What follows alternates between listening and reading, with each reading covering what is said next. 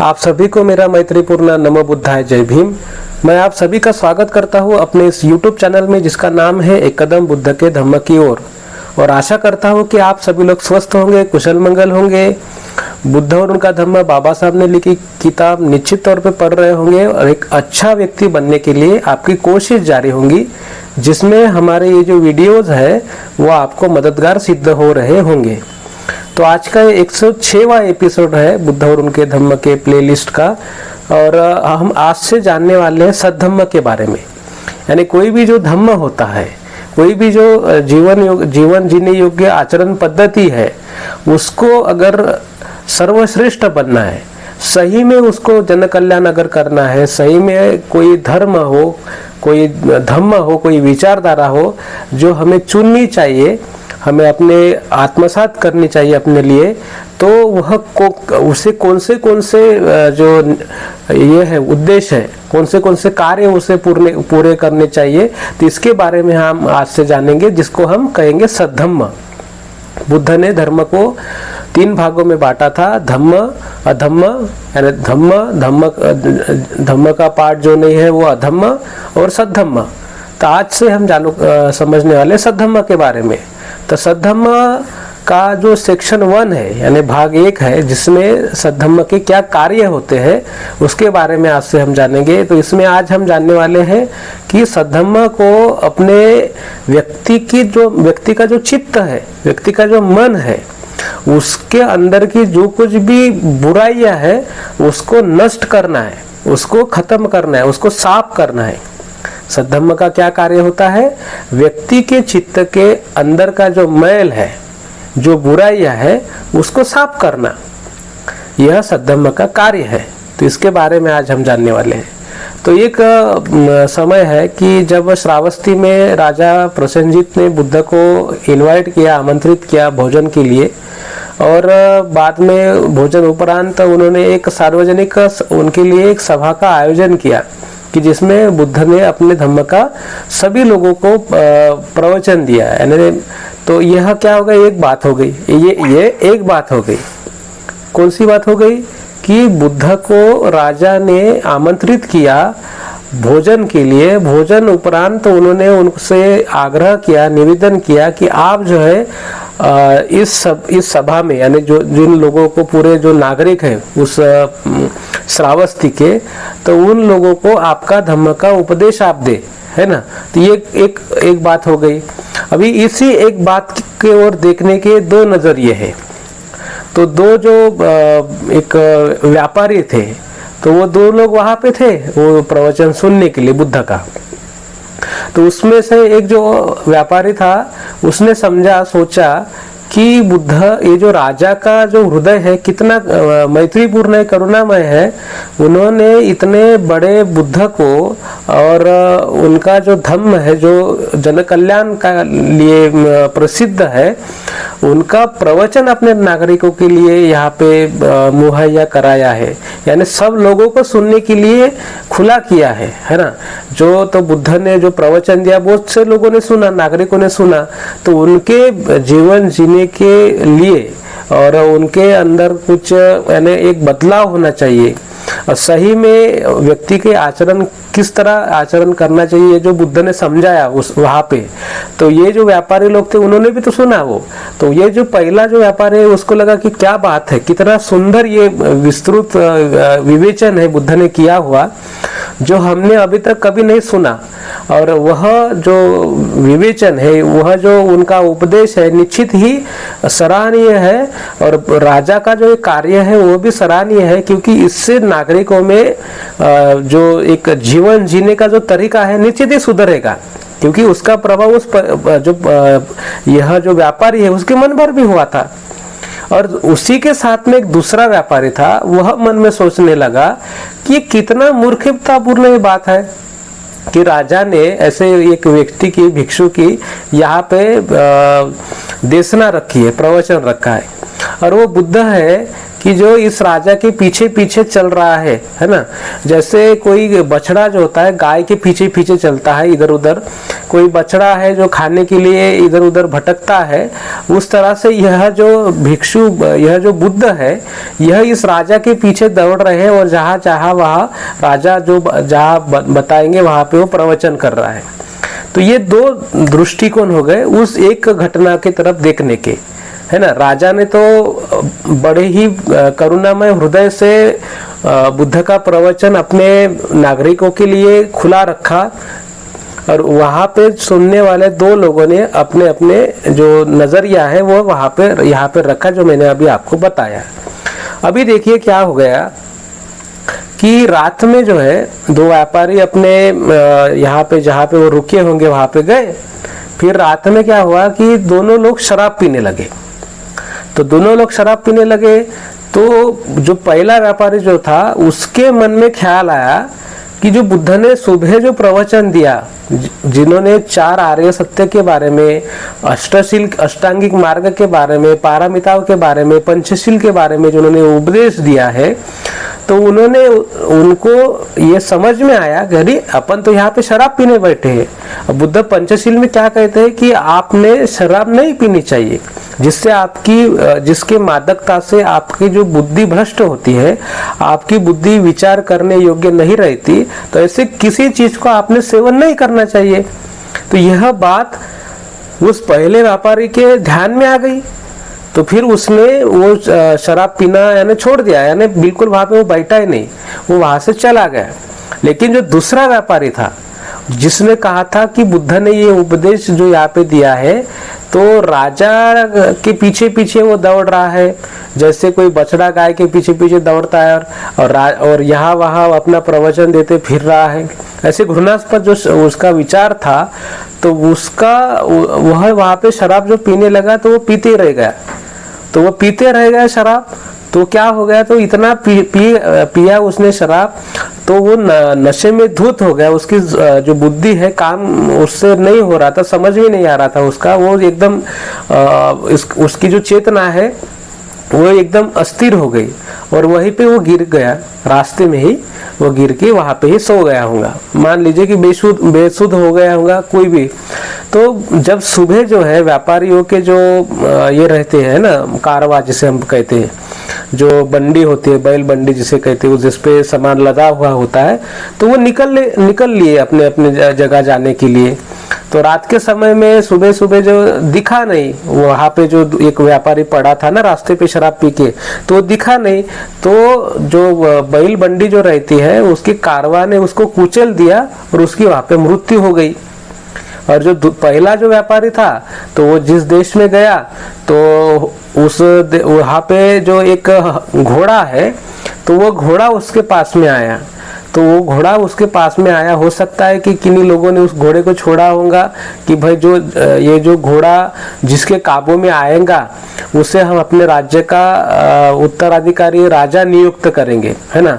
तो वो घोड़ा जो है वो उस एक जो पहला व्यापारी है उसके सामने आया और उसने उसके सामने नतमस्तक हुआ, उसके वो गोदी यानी वो वहां पे रुक गया।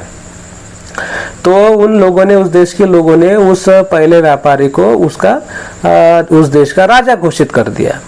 अभी उसकी जो बात है उसमें क्या है कि वह जो पहला व्यापारी था वह जो एक अच्छा व्यक्ति था, अच्छा व्यक्तिमत्व था, तो वह व्यापारी था। तो उसकी वो घोड़े थे जो उसने बेचे थे, है ना, जो अपने घोड़े पे प्यार करता था। तो फिर क्या हो गया कि वही घोड़ा उसको वहां पे मिल गया।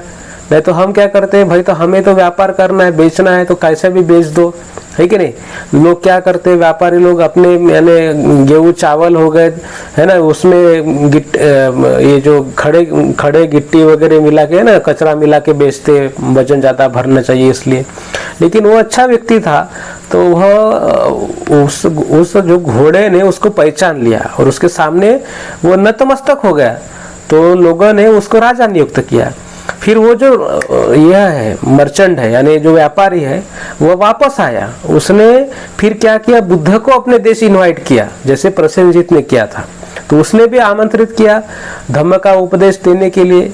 तब बुद्ध ने यह जो बात है ना ये समझाई कि जब उसने पूछा कि ऐसी घटना हमारे साथ हुई, जब आप श्रावस्ती में आपने जो बातें कही तो उसके बाद में यह घटना हमारे साथ में हुई, यानी दूसरा व्यापारी मर गया और ये राजा बन गया, तो ऐसे कैसे हो गया?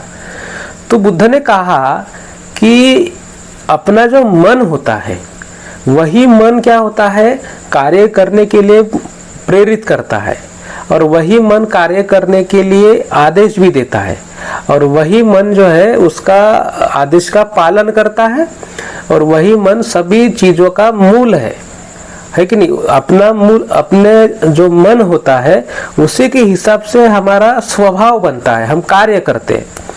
तो जो आप अगर अच्छे मन से कार्य करते हैं, कुशलता, जैसे मैंने कहा नहीं, जो बुद्ध ने जो धम्म समझाया है वो कैसा है, कुशल धम्म है, सद्धम्म है। तो इसीलिए उस जो पहला जो व्यापारी था उसके मन में इस सद्धम्म से क्या हो गया, मन का मैल निकल गया, मन के जो बुरे विचार थे वो निकल गए, तो वो उसने शराब पीना छोड़ दिया, है कि नहीं? और उसकी जो अच्छाइयाँ थी वो बढ़ गई, अच्छाई थी यानी वो जो करुणावान था तो और उसमें करुणा की उत्पत्ति हो गई, है ना? जैसे हम पढ़ते हैं, कुछ चीजों को पढ़ते हैं तो उसमें महारत हमें हासिल होती है। तो हमारे अंदर की जो अच्छाई थी उसमें यानी वो जो पहला जो व्यापारी था उसकी जो अच्छाई थी उसमें बढ़ोतरी हो गई बुद्ध के प्रवचन के कारण, क्योंकि बुद्ध ने उन्हीं के बारे में समझाया। और जो बुराइयां थी उसको बुद्ध के उपदेश ने निकाल दिया, इसने भी वो छोड़ दी चीजें, शराब पीना वगैरह, है कि नहीं? तो बुद्ध ने समझाया कि जैसे आपका मन होता है उसी प्रकार आपके साथ में घटनाएं घटित होती है। आपका मन अगर लोभ युक्त होगा, आपका मन अगर द्वेष युक्त होगा, आपका मन अगर संशय से युक्त होगा, हिंसा से प्रेरित होगा, है कि नहीं? तो क्या होगा, आप उसी प्रकार के परिणामों को जन्म देते हैं, उसी प्रकार के कार्य करते हैं, उसी प्रकार के परिणामों को आप जन्म देते हैं। आप अगर द्वेष करते हैं किसी का तो आपके मन में क्या जागृत होने वाला है, हिंसा जागृत होने वाली है। तो आप अगर किसी की हिंसा करती है तो लोग आपकी भी हिंसा करेंगे, आप अगर किसी के साथ में झगड़ा करेंगे तो लोग आपके साथ में भी झगड़ा करेंगे। तो इसी हिसाब से जो अपना मन होता है वह अच्छे विचारों पे प्रेरित हो, अच्छे विचारों से प्रेरित होना चाहिए।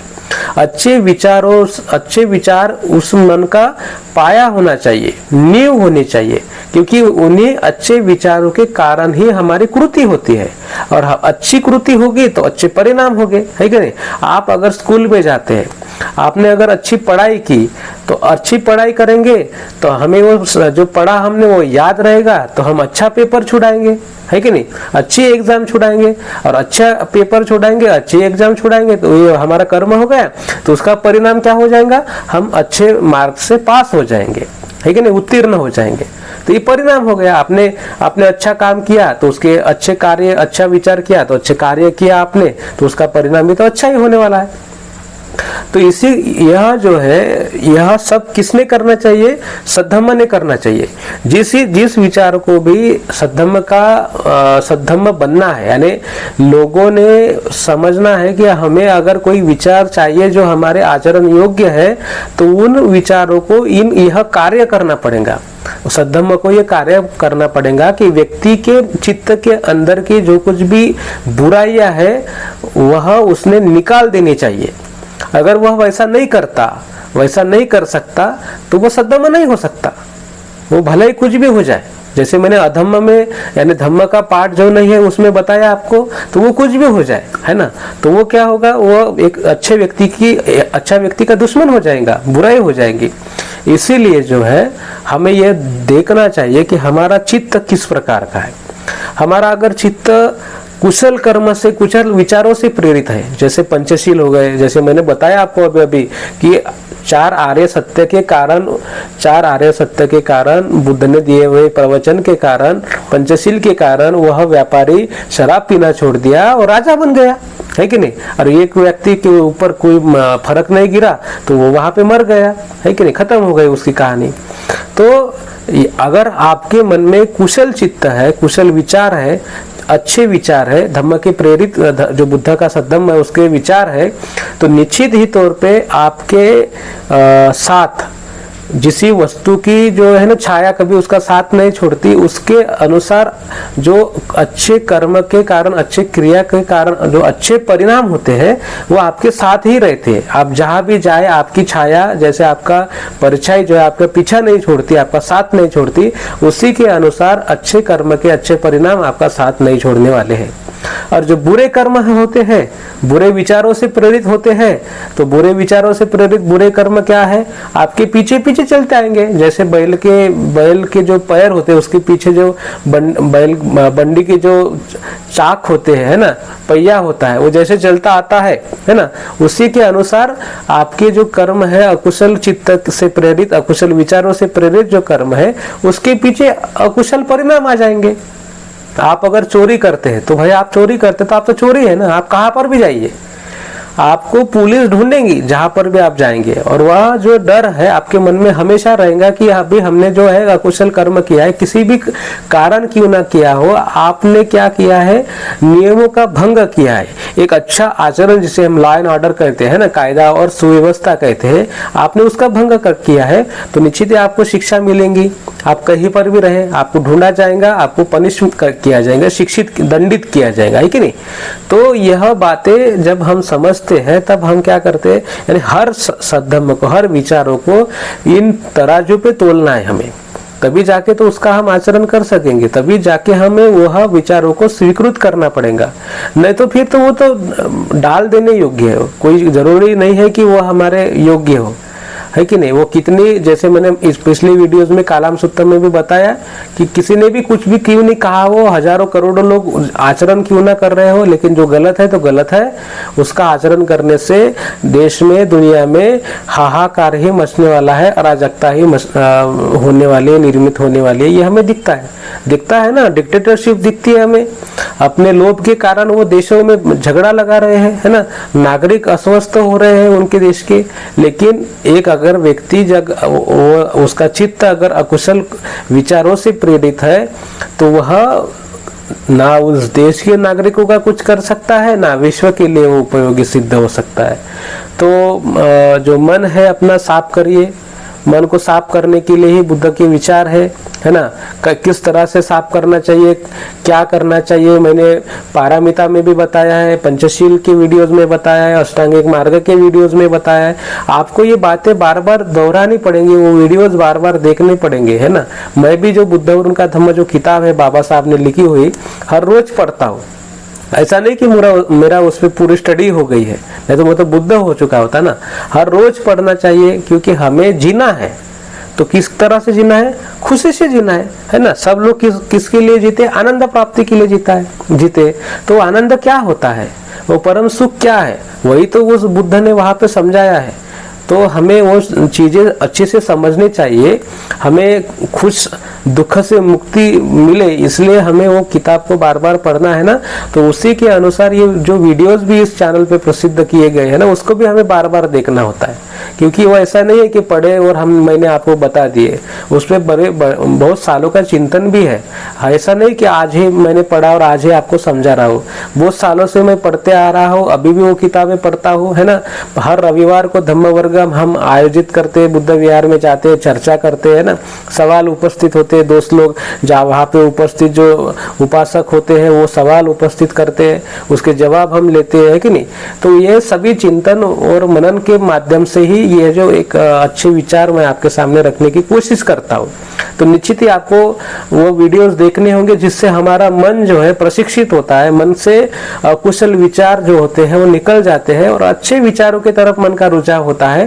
जिस कारणवश आपका मन अगर स्वच्छ हो गया, तो आपका मन स्वच्छ हो गया तो वो आपको किस तरह का आदेश देने वाला है, वो आपको अच्छे कर्म करने का आदेश देगा, है कि नहीं। बुरे कर्म करने का आदेश नहीं देगा, वो अच्छे कर्म करने का आदेश देगा, है ना। और वो अच्छे कर्म अच्छे परिणामों को जन्म देंगे। तो यही आज की सीख है। हमें हमारे मन से बुरे विचारों को निकालना है, अच्छे कर्मों को, अच्छे विचारों को अपने मन में स्थान देना है, अच्छे कर्म करने हैं, बुरे कर्म छोड़ने हैं।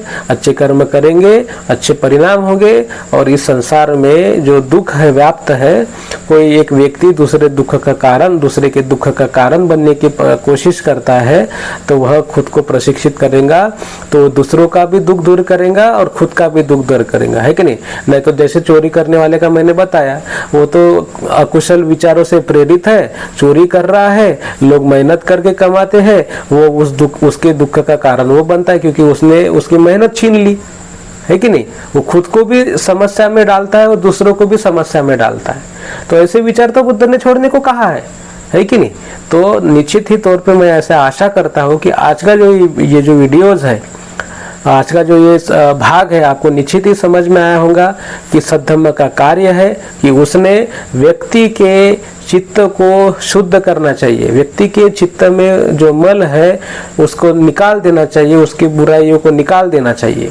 तो आशा करता हूँ आपको ये सब चीजें समझ में आई होंगी। और आप अगर कुछ कहना चाहते हैं, आपके कुछ विचार हो, तो निश्चित ही इस कमेंट्स बॉक्स में लिखिए। इस आई बटन पे क्लिक करके बुद्ध और उनके धम्म के बाकी के वीडियोस, प्रासंगिक के वीडियोस आप देख सकते हैं। वीडियोस को लाइक करिए, शेयर करिए अपने दोस्तों, मित्रों, परिवार के लोगों के साथ में, ताकि उनको भी प्रेरणा मिले एक अच्छा व्यक्ति बनने के लिए। एक अच्छा व्यक्ति, जैसे मैंने आपको बताया, अपने मन से बुरे विचार को निकालता है और अच्छे विचारों को स्थान देता है। तो निश्चित ही आप अगर शेयर करेंगे अपने दोस्तों, मित्रों, परिवार के लोगों के साथ में, तो उनको भी एक अच्छा व्यक्ति बनने की प्रेरणा मिलेगी। चैनल को जरूर सब्सक्राइब करिए, ताकि एक कदम बुद्ध के धम्म की ओर की जो अपनी टीम है, वो उसकी संख्या हर समय बढ़ती जानी चाहिए, क्योंकि बाबा साहब कहते हैं बुद्ध के धम्म का प्रसार प्रचार करना ही खरी क्या है, सच्ची मानव सेवा है ना। तो इसलिए आपको इस चैनल को सब्सक्राइब करना चाहिए, ताकि आपको इसका नोटिफिकेशन मिले। कोई भी वीडियोस आपको हम डालते तो आपको उसकी जानकारी मिले। और वीडियोस देखिए, है ना, चैनल को सब्सक्राइब करिए। और इसी साथ में अंत में मैं आप सभी लोगों के प्रति मंगल कामनाएं व्यक्त करता हूँ और अपने वाणी को देता हूँ विराम। नमो बुद्धाय, जय भीम।